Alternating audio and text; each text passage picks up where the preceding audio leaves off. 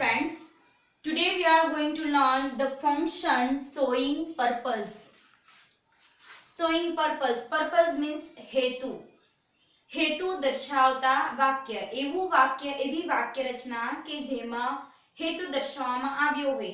કોઈ બે ક્રિયા લેવામાં આવી હોય એ બે ક્રિયાને કંજક્શન થી જોડવામાં આવ્યા હોય અને એનો અર્થ એવું દર્શાવે છે કે કોઈ એક ક્રિયા જે છે એ કોઈ ચોક્કસ હેતુસર કરવામાં આવે છે.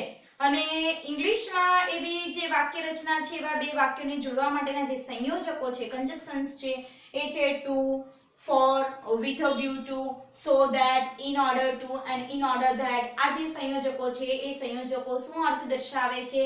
હેતુ દર્શાવે છે. એનો અર્થ થાય છે કે જેથી અથવા તેથી અથવા તો એ હેતુસર. આ સંયોજકોનો અર્થ એવો થાય છે કે આમ કરવા માટે અથવા એ હેતુથી અથવા એ હેતુસર એવો અર્થ થાય છે. ફોર એક્ઝામ્પલ એવું એક્ઝામ્પલ છે કે રિયા સખત મહેનત કરે છે કે જેથી એ એક્ઝામમાં સારું પરિણામ મેળવી શકે.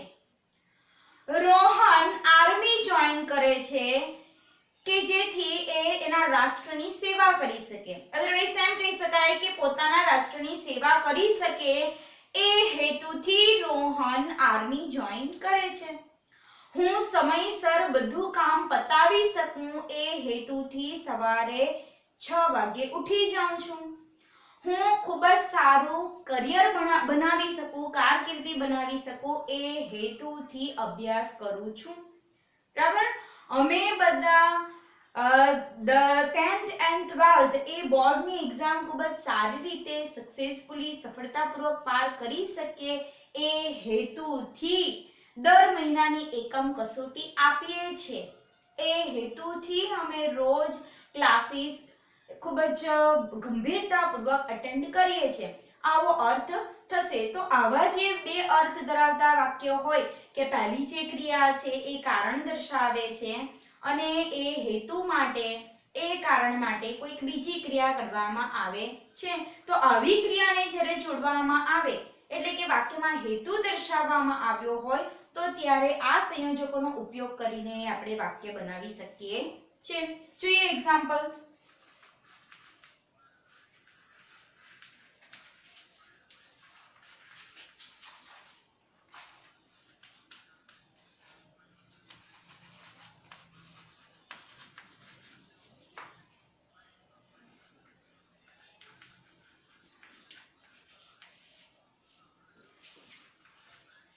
Rohan practiced hard so that he could win the competition.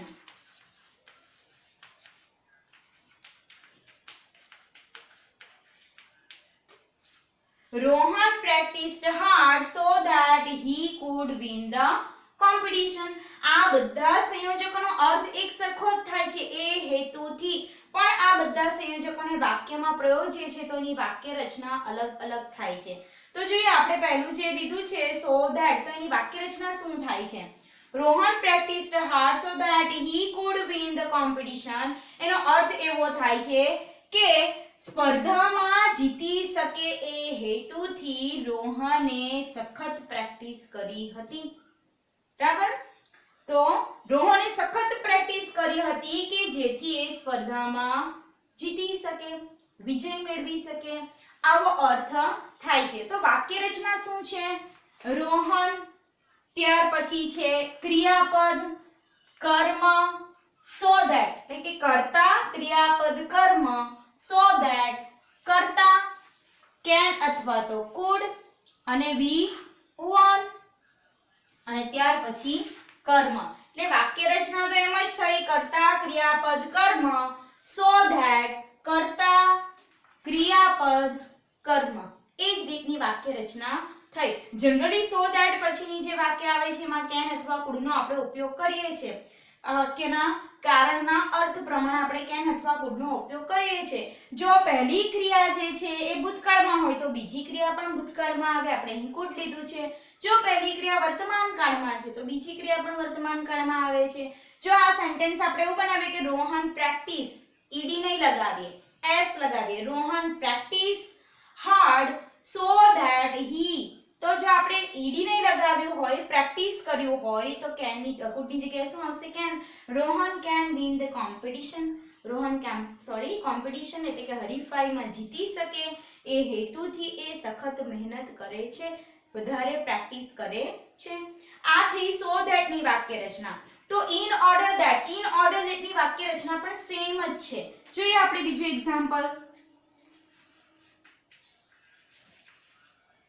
Ria gets up early in order that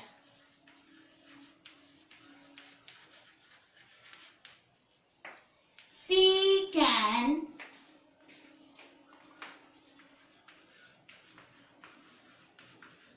complete her work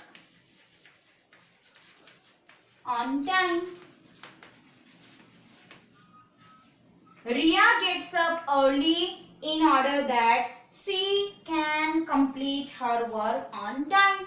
Ria રોજ વહેલી ઉઠે છે કે જેથી એ પોતાનું કામ સમયસર પૂર્ણ કરી શકે. બરાબર. એ હેતુથી એટલે અહીંયા બંને વાક્યમાં હેતુ દર્શાવવામાં આવ્યો છે. તો ઇન ઓર્ડર ધેટ આપવામાં આવ્યું હોય તો પણ એની વાક્ય રચના સેમ જ છે. કર્તા, ક્રિયાપદ, કર્મ. ઇન ઓર્ડર ધેટ સી કર્તા છે, ક્રિયાપદ છે અને કર્મ છે. પહેલી ક્રિયામાં જો ક્રિયાપદ ભૂતકાળમાં હોય તો બીજી ક્રિયામાં કુડ આવશે એટલે કે ક્રિયાપદ ભૂતકાળમાં જ આવશે. પહેલી ક્રિયામાં જો ક્રિયાપદ વર્તમાન કાળમાં હોય તો બીજા વાક્યમાં પણ ક્રિયાપદ કેવું આવશે? વર્તમાન કાળમાં આવશે. અહીં ગેટ્સ અપ છે એટલે કેન લેવામાં આવ્યું છે. વાક્ય રચના શું થઈ? કર્તા, ક્રિયાપદ, કર્મ. સો ધેટ અથવા તો ઇન ઓર્ડર ધેટ પ્લસ કર્તા, ક્રિયાપદ, કર્મ. અને આ જે કન્જક્શન્સ છે એવા વાક્ય આપ્યા હોય કે જે વાક્યની અંદર સંયોજક તરીકે સો ધેટ હોય, ઇન ઓર્ડર ધેટ હોય, ટુ હોય, ફોર આપવામાં આવ્યું હોય, ઇન ઓર્ડર ટુ આપવામાં આવ્યું હોય, વિથ વ્યૂ ટુ આપવામાં આવ્યું હોય તો આપણે એકદમ એ કન્જક્શન્સને આધારે કહી શકીએ કે એ સેન્ટેન્સ કયા ફંક્શનનું છે તો કે શોઈંગ પર્પઝ.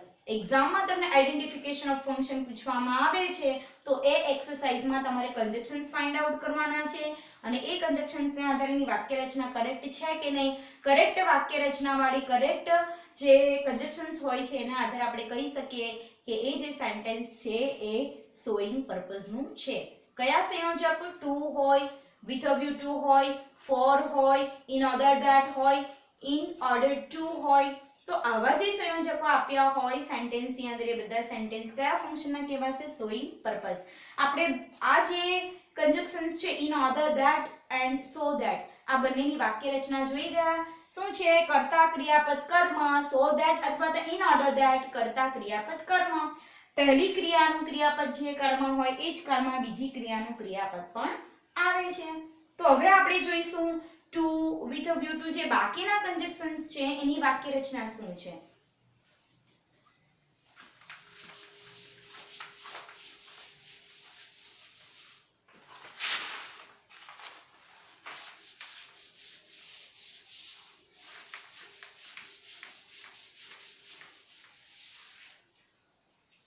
આપણે સો ધેટ અને ઇન ઓર્ડર ધેટ એની વાક્ય રચના જોઈ ગયા છે. હવે ઇન ઓર્ડર ટુ જોઈએ, ટુ જોઈએ, ફોર જોઈએ. Neha gets up early to catch the train on time. Neha gets up early to catch the train on time. Ria speaks loudly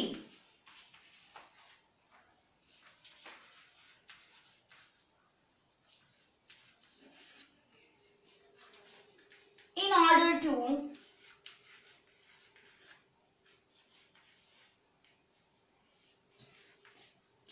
explain clearly.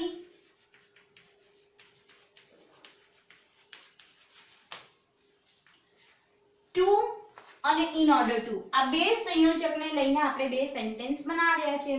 Neha gets up early to catch the train on time. Neha સમયસર train પકડવા માટે વહેલી ઉઠે છે. માટે એટલે માટે પણ હેતુ બતાવે છે. અને એટલે આ પહેલા સેન્ટેન્સમાં ટુ છે સંયોજક તરીકે ઉપયોગ થયો અને બીજા સેન્ટેન્સમાં કન્જક્શન તરીકે શેનો ઉપયોગ થયો છે? in order to. Riya speaks loudly in order to explain clearly.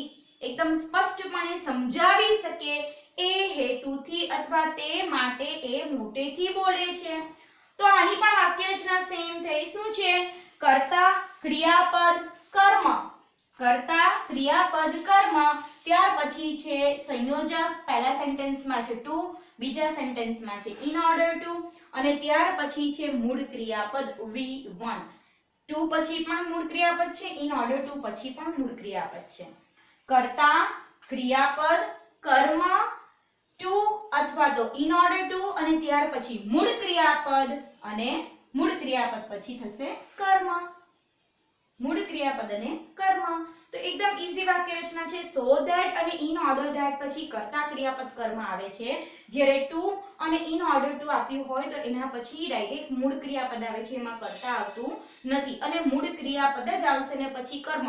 પહેલું વાક્ય ભલે ગમે તે કાળમાં હોય, અહીં આપ્યું હોય નેહા got up, તો આ સેન્ટેન્સ ભૂતકાળમાં થઈ ગયું. ભલે પહેલી ક્રિયા ભૂતકાળમાં આપી હોય તે છતાં પણ ટુ પછી બીજી ક્રિયાનું ક્રિયાપદ મૂળ ક્રિયાપદ જ આવશે. બરાબર? તો કર્તા ક્રિયાપદ કર્મ ટુ અથવા તો in order to મૂળ ક્રિયાપદ. કેવું મૂળ ક્રિયાપદ? V1 અને ત્યાર પછી કર્મ. તો આ રીતની એકદમ સિમ્પલ વાક્ય રચના થશે ટુ in order to. એટલે પર્પઝ ના આપણે ચાર ફંક્શન જોઈ ગયા. so that, in order that, to and in order to. હવે બે સંયોજક જોવાના બાકી છે with a view to and for. Any sentence pattern જોઈએ. so that ની સેન્ટેન્સ પેટર્ન શું થશે? so that, in order that ની કર્તા ક્રિયાપદ કર્મ, so that અથવા તો in order that ત્યાર પછી કર્તા ક્રિયાપદ કર્મ. જ્યારે to અને in order to ની વાક્ય રચના શું થશે? કર્તા ક્રિયાપદ કર્મ to અથવા તો in order to ત્યાર પછી સીધું V1 એટલે કે મૂળ ક્રિયાપદ અને કર્મ.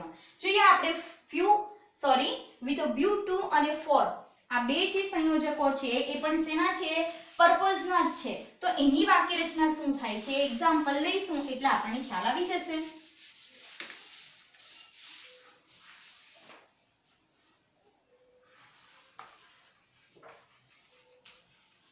રોહન works hard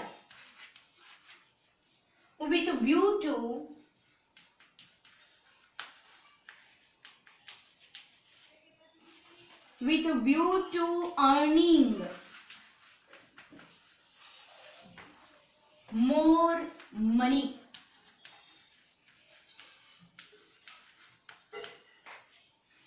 બીજું એક્ઝામ્પલ લઈએ. I got up early for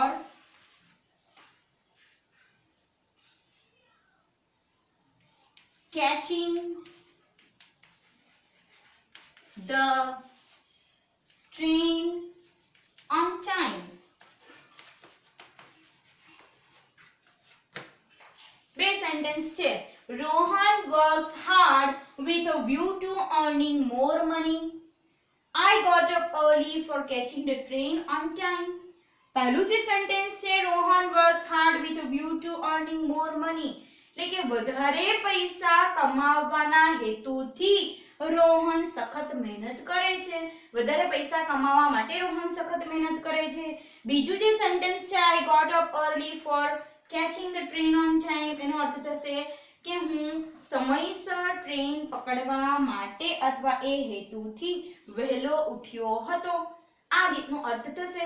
તો વાક્ય રચના શું થશે? કર્તા ક્રિયાપદ, અહીં વર્ક્સ છે, અહીં ગોટ અપ છે, કર્મ અને ત્યાર પછી with a view to અથવા to for અને ત્યાર પછી શું છે? ing વાળું ક્રિયાપદ. for પછી પણ ing વાળું ક્રિયાપદ છે એન્ડ ધેન કર્મ. એટલે કે કર્તા ક્રિયાપદ કર્મ વિથ વ્યુ ટુ અથવા તો ફોર પછી આઈએનજી વાળું ક્રિયાપદ અને કર્મ. તો આ થઈ આપણું શોઈંગ પર્પઝ. પર્પઝના આપણે 6 કન્જક્શન્સ જોઈ ગયા. To, for, with a view to, in order to, so that and in order that. અને એ ત્રણે 6 ની વાક્ય રચના અલગ છે. સો ધેટ અને ઇન ઓર્ડર ધેટ એની વાક્ય રચના સેમ છે. કર્તા ક્રિયાપદ કર્મ, સો ધેટ અથવા તો ઇન ઓર્ડર ધેટ કર્તા, કેન અથવા કુડ મૂળ ક્રિયાપદ અને કર્મ. ત્યાર પછી ટુ અને ઇન ઓર્ડર ટુ, તો એની વાક્ય રચના આપણે જોઈ ગયા. કર્તા ક્રિયાપદ કર્મ, ટુ અથવા તો ઇન ઓર્ડર ટુ, ત્યાર પછી મૂળ ક્રિયાપદ અને પછી કર્મ. અને ત્યાર પછી આપણે જોઈ ગયા with a view to and for, તો એની વાક્ય રચના કર્તા ક્રિયાપદ કર્મ વિથ અ વ્યુ ટુ અથવા તો ફોર, ત્યાર પછી ડાયરેક્ટ આઈએનજી વાળું ક્રિયાપદ અને પછી કર્મ. વિથ અ વ્યુ ટુ અને ફોર પછી સાથે તરત શું આવશે આઈએનજી વાળું ક્રિયાપદ. So it's very easy. 6 conjunctions નો અર્થ એક સરખો જ થાય છે, ખાલી વાક્યમાં એનો પ્રયોગ કરતી વખતે વાક્ય રચના થોડી બદલાય છે. તો આ કન્જક્શન્સ આપ્યો હોય સેન્ટેન્સમાં એટલે એ થશે શોઈંગ પર્પઝ. અને જ્યારે ઇનકમ્પ્લીટ સેન્ટેન્સ આપ્યો હોય તો આમાંથી આપણે કોઈ પણ એક સંયોજકનો ઉપયોગ કરીને વાક્ય રચના પ્રમાણે સેન્ટેન્સ ફ્રેમ કરવાનું રહેશે. તો આ અહીંયા આપણું આ જે શોઈંગ પર્પઝ એ ફંક્શન છે એ કમ્પ્લીટ થાય છે. જો આ ફંક્શનનો વિડિયો તમે જુઓ અને ત્યારે તમને કોઈ પણ પ્રશ્ન ક્રિએટ થાય તો તમે એને રિલેટેડ પ્રશ્ન કોમેન્ટ બોક્સમાં મૂકી શકો છો. Thank you.